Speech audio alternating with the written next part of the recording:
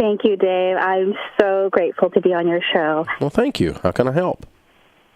So I have $291,000 in debt, and I am a family nurse practitioner. I work in the outpatient setting. I make $135,000 a year with a guaranteed bonus of $12,000 each year, which is coming due in about 2 weeks.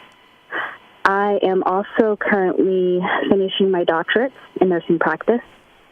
For what? I have, in nursing practice, a doctorate's degree. Yeah. Why are you finishing your doctorate? What are you going to do with it?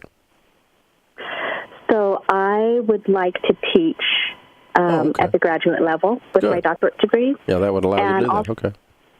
Yes, and also California is one of those states who are really pushing for nurse practitioners to have this level of education to continue practicing. I see. Okay. All right. And how much do you like finishing your PhD? So I have 4 semesters left, which comes out to $28,000. Mm-hmm. Okay.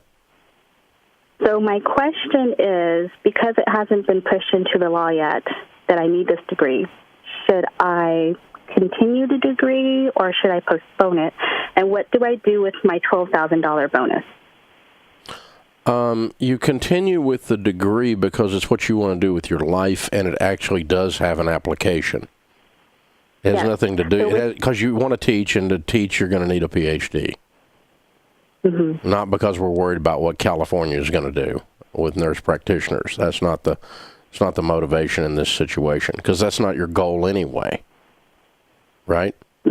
Right. So you continue with the degree, and obviously the 291 is on hold while you're in this program, I assume? They're not. No, so I'm paying part of it down. Why? Are you required to?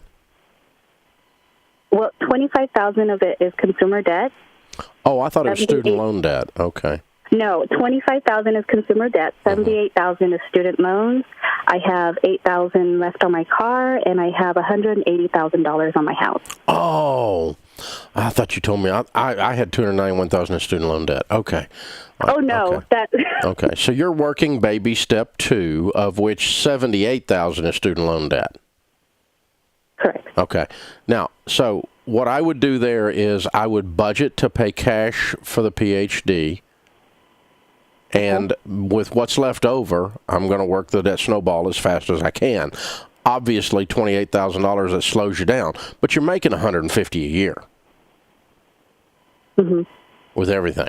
And you got the $12,000 bonus, so when do you need to pay tuition next? The second week of January. Okay. That's where the $12,000 is going, right?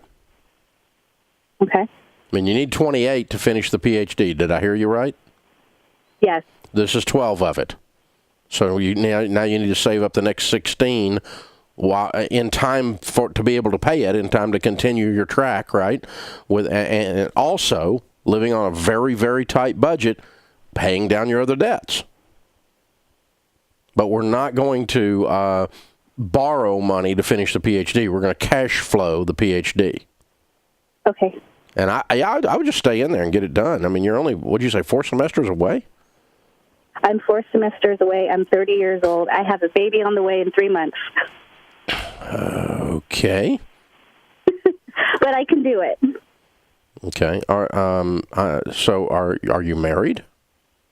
I am. And what does your husband make? So my husband actually ended up having cancer. We went through cancer treatments. He's in remission. He has not gone back to work. About a month ago, we had a water leak in the house. And now that there are fires in California, the insurance company's kind of going around and around with things with us. And so thank God we have a strong relationship with our church, and we have church members who this is their specialty, dealing with water leaks and things like that, so they've been helping us. When's your husband going back to work?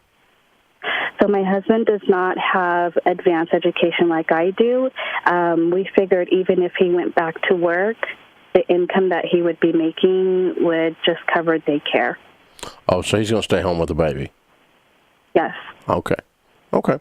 All right, I was just trying to do the math on how we're going to pull all this off, and I thought I suddenly discovered another salary that I didn't have in the early part of our discussion. That's what I was trying to get to the bottom of. So there we go. Thank you. Yeah. Perfect. So yeah, well done. You got it. You got to run here, but pay cash for your first step to getting out of debt is borrowing no more. That's step one to getting out of debt. And step two is you begin to work your debt snowball. You get on beans and rice and beans, and you guys got to get through this flood you've got there and all these other things you're facing. But yeah, you're doing you got stuff. You got this thing on the run. You do need to stay with the PhD and finish it up because you have a use for it. If you were simply going to be a nurse, I would not go to the expense because it has no value. But if you're going to teach, it's required, obviously, in most settings. And for you to be a successful long-term professor, yeah, you're going to need that.